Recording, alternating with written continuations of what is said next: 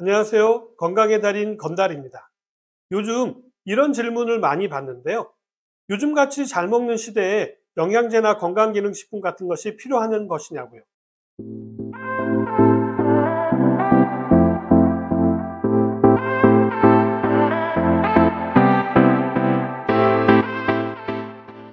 혹자는 요즘은 당뇨, 고혈압을 비롯하여서 비만과 암까지 모두 영양이 넘쳐서 문제가 되는 것이고 영양 과잉 시대라고 이야기하시는 분들도 많으십니다. 냉장고에는 각종 식재료와 음식이 넘쳐나고요. 또 집 근처에는 5분만 걸어 나가도 패스트푸드가 즐비한 편의점들을 만날 수 있게 되죠. 이뿐만이 아닙니다. 버려지는 음식물 쓰레기 양은 어떻고요? 하루에 발생하는 음식물 쓰레기의 양만 해도요. 13,698톤에 이르고요. 1년에 발생하는 음식물 쓰레기의 양은요. 약 500만여 톤으로요. 8톤 트럭 1,400여 대에 달한다고 합니다.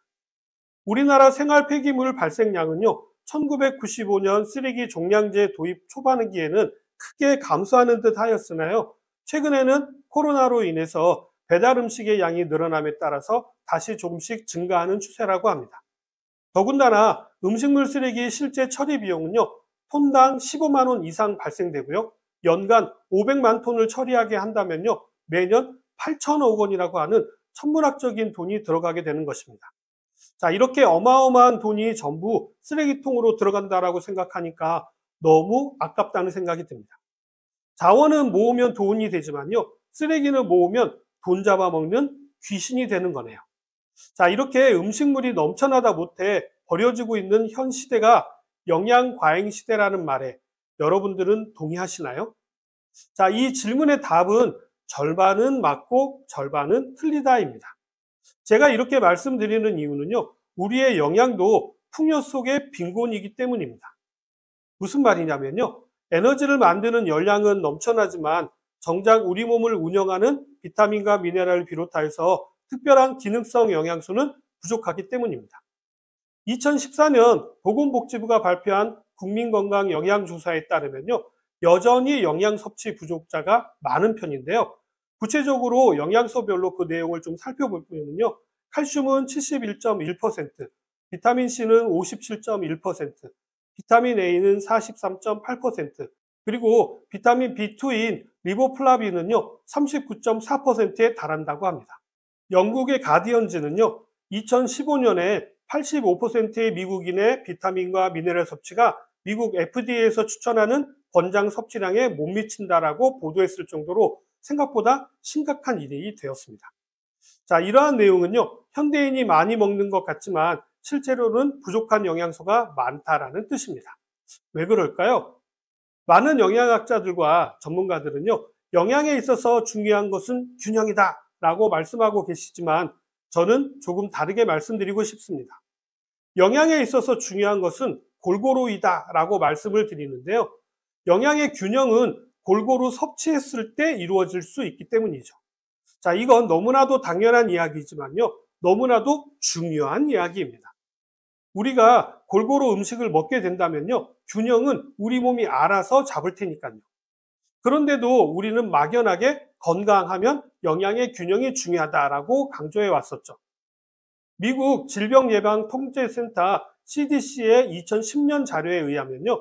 미국 성인의 33%만 하루에 필요한 과일을 먹고요. 또 27%만 하루에 필요한 채소를 먹고 있는 것으로 나타났습니다.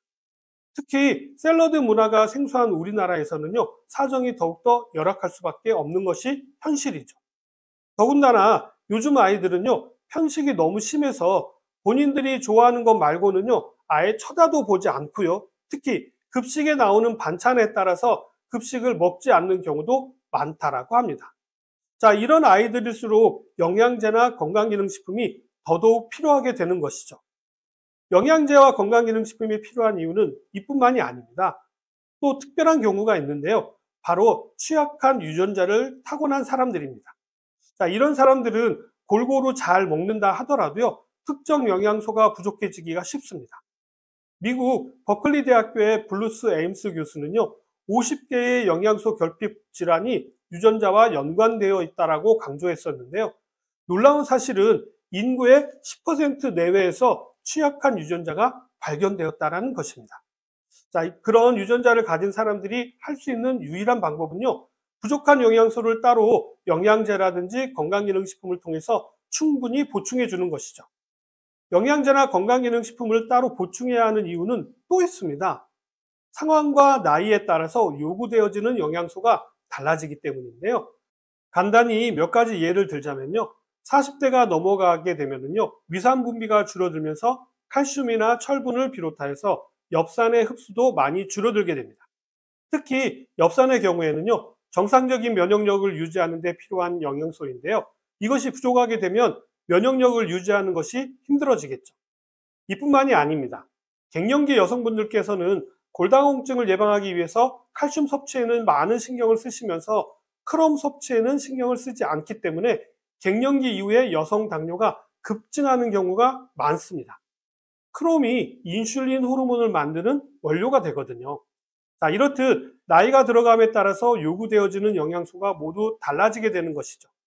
또 임신 중인 경우라고 한다면요, 철분과 칼슘 섭취에 더 많이 신경을 써야 하고요. 또 특정 질환이 있는 경우라고 한다면 더더욱 필요한 영양소에 대해서 기본적으로 공부도 하셔야 하고요. 따로 보충을 하시는 것이 아주 중요합니다.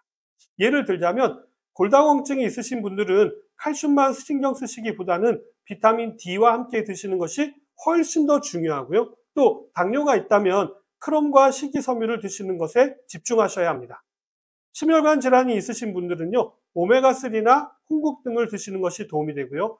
혈압이 높으신 분들은 나트륨 섭취를 제한하시는 것이 좋고, 고지혈증이나 콜레스테롤 수치가 높으시다면요, 키토산이라든지 키토올리고당 같은 것을 드시면 도움이 됩니다. 염증이 있으시다면 프로폴리스나 강황 같은 것을 꾸준히 챙겨 드시는 것도 도움이 됩니다.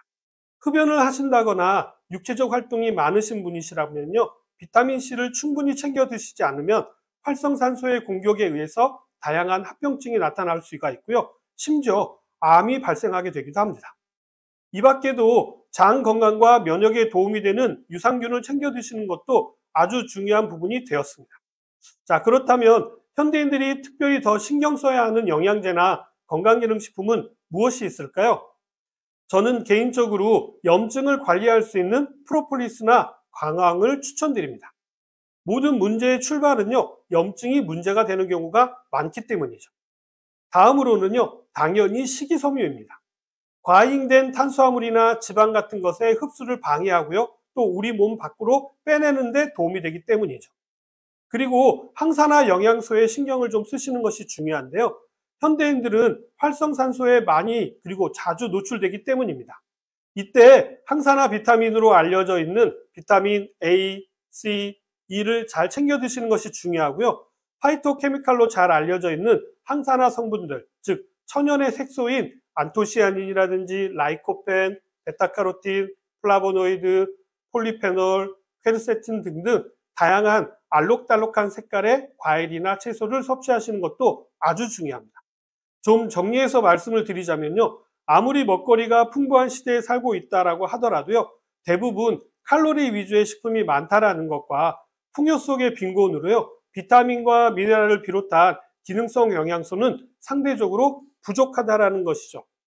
100세 시대를 사는 요즘 자기 몸을 자기가 미리 챙기지 않으면요, 질병을 가진 채로 100세를 살아야 하는 저주에 걸리게 될지도 모르기 때문입니다. 여기서 아주 중요한 것은요, 어떤 것을 먹는 것이 좋은 것이 아니라 본인에게 맞는 것을 드시는 것이 중요합니다. 많은 분들이 이거 먹으면 좋나요? 저거랑 이거랑 같이 먹으면 좋은가요? 이런 질문들을 많이 하시는데요. 제 답변은 매번 똑같습니다. 좋은 식품, 나쁜 식품은 따로 존재하지 않습니다. 일단 그것들을 드시려는 목적이 무엇인지, 그리고 체질에 맞는지, 그리고 지병이 있으시다면 그 질환과의 관계를 생각하셔서 드세요. 이렇게 답변을 드립니다. 풍요 속의 빈곤인 현대인들에게요, 저는 영양제와 기능성 식품이야말로 아주 훌륭한 차선책이 될 수 있다고 생각합니다. 자, 오늘 내용은 여기까지고요. 저는 다음 시간에 다시 찾아뵙도록 하겠습니다. 감사합니다.